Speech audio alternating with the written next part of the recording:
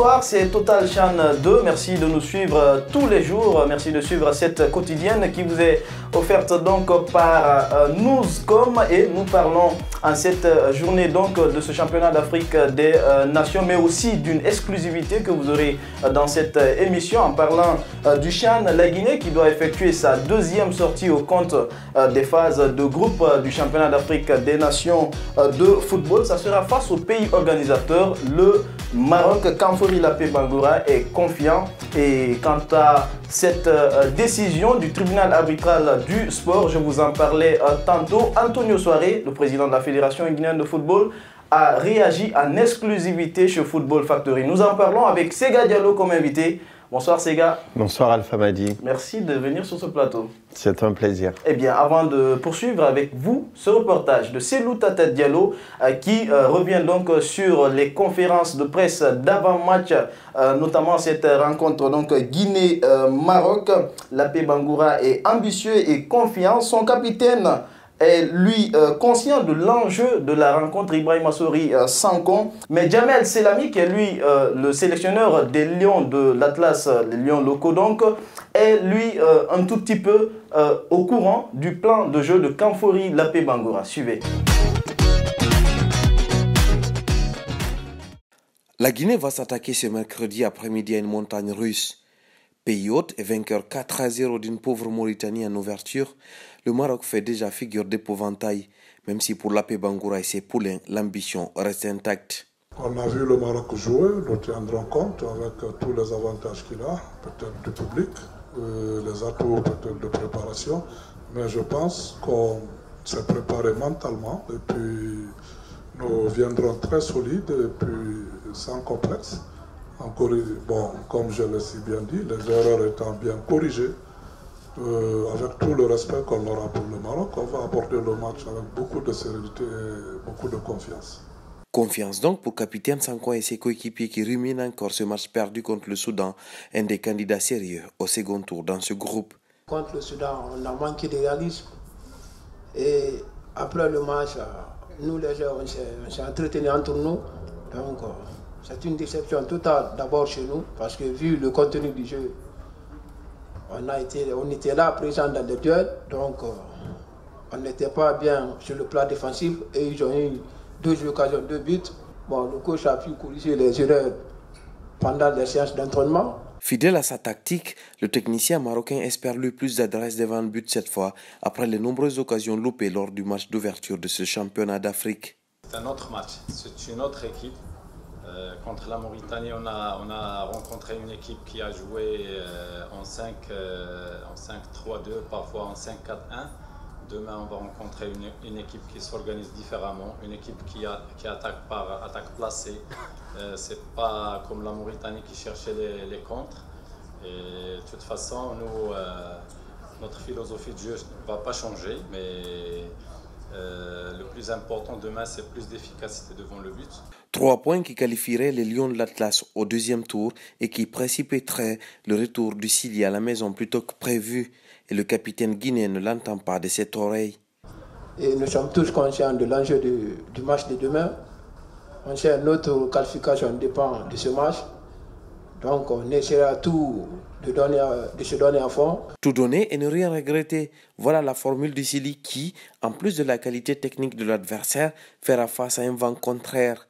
Le public chaud bouillant d'un stade Mohamed V qui se transformera en chaudron le temps d'un match qui s'annonce décisif. Merci donc à Selou Tata Diallo pour ce reportage. Sega Diallo, on l'a suivi. Premier angle, les ambitions de Lapé. On voit qu'il est très confiant par rapport au match d'aujourd'hui qui va l'opposer quand même au Maroc. C'est le pays organisateur, c'est tout ce public qui va venir au stade. Est-ce que vous pensez qu'il a toutes ses chances ? J'espère que c'est pas de la méthode Coué pour le coach guinéen, parce qu'on sait que le match qui a été présenté, le rendu du match face au Soudan est complètement désespérant. En tout cas, quand on voit la qualité du jeu produit par cette formation du Maroc, on peut être inquiet. Lui, c'est son devoir d'être positif, de transmettre à son groupe une envie d'aller gagner. On espère que cette énergie-là va porter fruit demain. Mais pour autant, l'AP sait qu'il a des lacunes puisqu'il annonce des changements importants dans sa formation.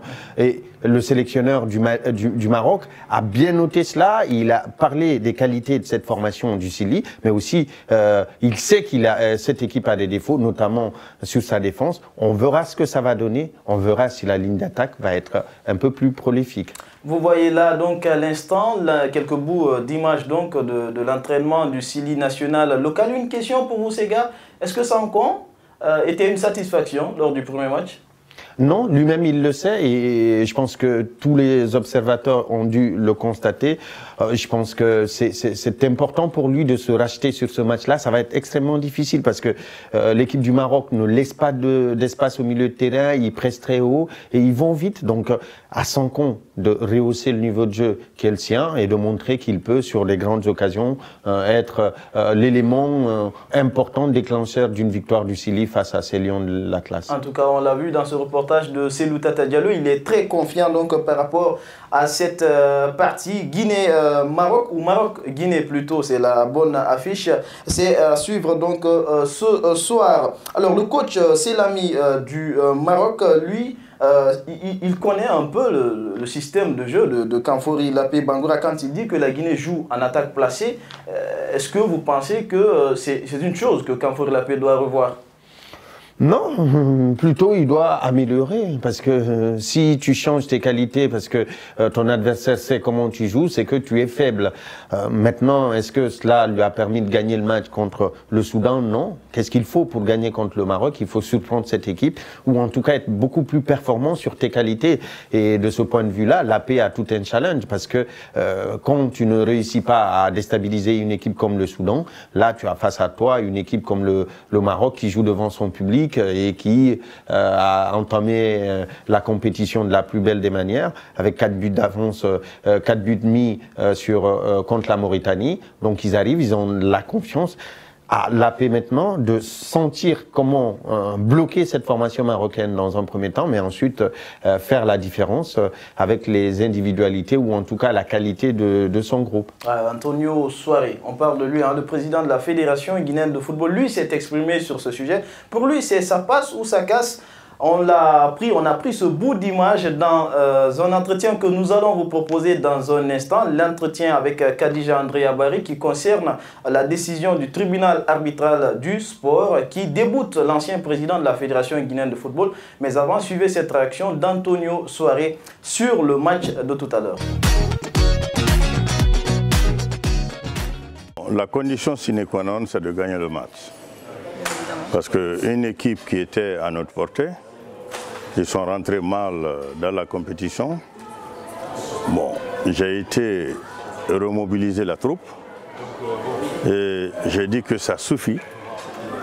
Ils ont 2 matchs pour relever le défi et rien que 2 matchs pour relever le défi. Et qu'à tel niveau de compétition, à ma souvenance, le Maroc ne nous a jamais éliminés. Nous avons rencontré le Maroc au Ghana dans les mêmes conditions, on les a éliminés. Nos cadets sont venus se qualifier ici devant leur public. Nos juniors, l'année dernière, sont venus se qualifier devant leur public.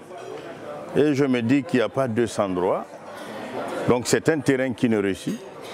Il faut croire en lui-même, pas sous-estimer les équipes comme ceux qu'ils ont fait au premier match. En réalité, c'est ça.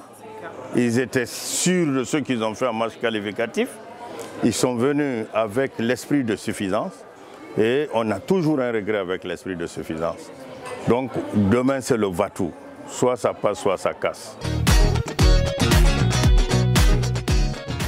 Voilà, ça passe ou ça casse pour Antonio Souaré. Parce que c'est vrai que ce qui est évident, c'est que la Guinée joue son avenir dans cette compétition à partir de l'instant. Oui, plus ou moins, puisque bon, malgré une défaite, si la Mauritanie bat le Soudan, la Guinée pourrait éventuellement gagner contre la Mauritanie et le Soudan, voilà, se refaire ou perdre encore à nouveau contre le Maroc. Mais là, c'est des suppositions. Ce qui est clair, pour avoir son destin en main, pour que le Sili continue à espérer en ayant une chance d'aller chercher au moins une 2e place, c'est d'avoir un résultat positif à défaut d'une victoire, un match nul, mais à défaut de cela, ça risque d'être assez compliqué pour le Sili de Guinée. Donc, c'est à raison qu'il dit que c'est où ça passe, où ça casse. Donc, il faudra se jeter dans la bataille sans calculer, peut-être se découvrir, mais aller chercher des buts pour s'assurer d'une victoire. Eh bien, les affiches du jour, donc Maroc-Guinée, Soudan-Mauritanie, c'est donc les affiches du jour. Il faut juste rappeler qu'avant ces rencontres, le Maroc est en tête avec 3 points, le Soudan suit avec 3 points également, la Guinée 3e, la Mauritanie 4e de cette poule A. Hier, il y a également eu des rencontres, c'est la poule D qui est entrée donc en compétition, la poule D composée du Congo, de l'Angola, du Burkina Faso et du Cameroun. Une entame, un match nul entre Angolais et Burkinabé, mais le Cameroun, une mauvaise entame avec un certain Rigobert Song à la tête de cette formation camerounaise qui concède une défaite 0-1 face au Congo. Oui, très mauvaise opération pour l'équipe du Cameroun qui, dans le jeu, s'est procuré quelques occasions. Malheureusement, comme les attaquants guinéens, les Camerounais n'ont pas su cadrer ou en tout cas prendre le jeu à leur compte et être décisif au moment où il le fallait. Et sur la fin du match, le Congo s'est procuré d'un penalty qu'ils ont transformé. Les Congolais donc prennent le leadership dans cette poule qui va être assez difficile puisqu'on voit que l'Angola et le Burkina n'ont pas pu se séparer. En tout cas, ils se sont séparés sur un match nul. Donc ça veut dire qu'il faudra cravacher dur sur la deuxième journée pour espérer aller chercher une qualification dans cette poule. Un mot pour le Lion, Song? Oui, c'est une grosse déception pour lui, puisque bon, c'est sa première grosse compétition. Il revient à la vie après ce qu'on sait sur sa maladie. On aurait aimé qu'il entre avec une victoire dans cette compétition pour se donner une chance. Maintenant, c'est pas plus mal, c'est une défaite. Ils ont 2 matchs pour aller chercher la qualification. Il faudra tout donner dans ces matchs-là et être surtout décisif pour ses attaquants. Voilà, et donc voici le classement de ce groupe D avec le Congo qui occupe la tête avec 3 points. L'Angola est deuxième avec 1 point, même nombre de points que le troisième, le Burkina Faso et le Cameroun 4e avec seulement 0 points. Prochaine rencontre dans ce groupe D, l'Angola sera face au Cameroun et le Congo va batailler donc contre le Burkina Faso. C'est peut-être tout pour le CHAN, mais on va poursuivre cette émission. On va vous offrir une exclusivité dans cette émission, exclusivité TV bien sûr. C'est cette décision du tribunal arbitral, je parviens donc du sport, qui a rendu une décision qui a débouté l'ancien président de la Fédération guinéenne de football. Vous savez que ce dernier avait porté des réserves par rapport à l'élection du président actuel de la Fédération guinéenne de football. Nous avons rencontré Antonio Soare à son hôtel ici à Casablanca. Voici donc cet entretien que vous propose Khadija Andrea. Merci de nous recevoir ici à Casablanca pour cette interview exclusive. J'aurais 2 questions à vous poser. Une action judiciaire a été engagée auprès du tribunal, du TAS, par l'ancien président de la FEDIFOOT, M. Salifou Camara.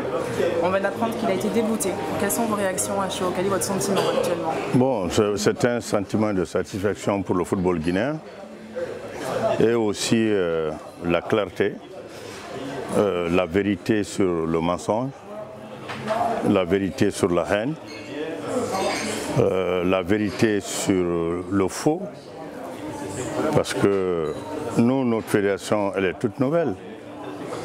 Et on ne savait pas de quoi on nous accusait. Et il est parti contre le système de la CAF, contre le système de la FIFA en montant des faux dossiers, en montant des fausses vidéos, en envoyant des kilos de documents, de faux documents, que j'appelle en tant que technicien de l'imprimerie fiduciaire, c'est un fausseur, et que ça a mis 8 mois au tribunal pour décortiquer. Mais nous, on était sereins, on ne s'est jamais présenté au tribunal, on a pris notre avocat et qui est parti avec les documents. Et le jugement a été rendu hier et nous avons reçu aujourd'hui les résultats. Donc c'est une victoire pour le football guinéen parce que c'est quelqu'un qui a toujours été dans le sens du mal pour le football guinéen. Et vous savez, il nous a fait perdre déjà une finale où on pouvait gagner. Il a fait suspendre la Guinée. Il a tenté encore la même chose.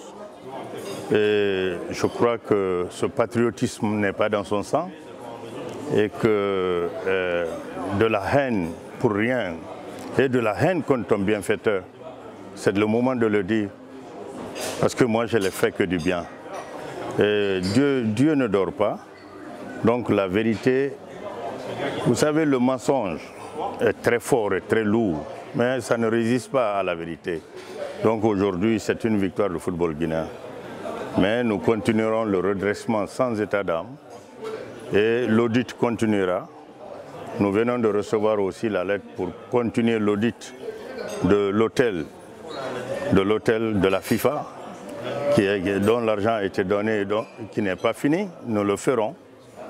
Et l'audit qui est en cours aussi, des documents ont été souturés par l'ex-comptable Morton, les documents sur lesquels nous venons de mettre main qu'on a versé encore au dossier. Donc nous irons jusqu'au bout. Il est parti jusqu'au bout au TAS. Nous irons aussi jusqu'au bout dans nos audits. Merci Monsieur le Président d'avoir répondu à quelques questions. Merci, merci. Très vite. Voilà, à l'instant donc, la réaction d'Antonio Soares, Sega, on sent qu'il est content, heureux et surtout satisfait de la décision qui est tombée. C'est une affaire qui traînait depuis des mois.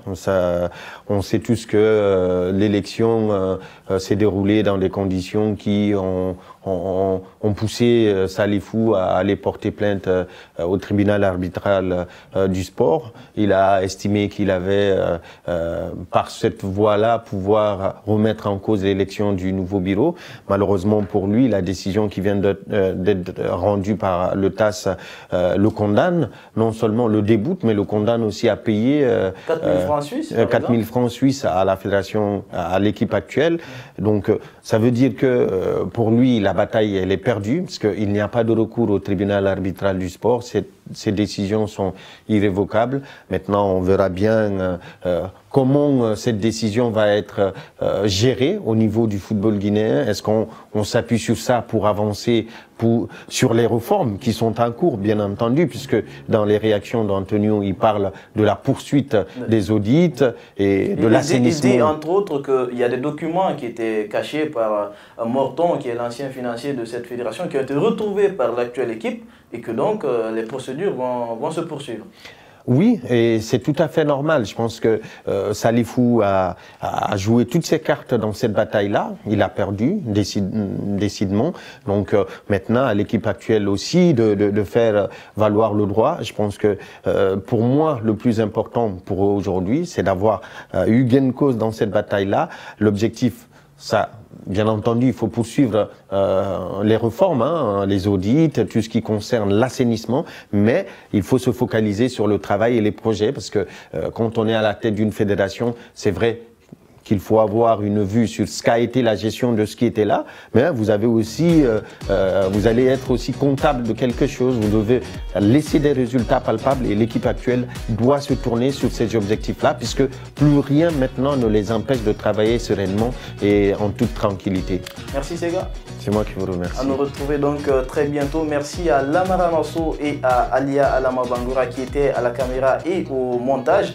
On se retrouve prochainement pour d'autres numéros.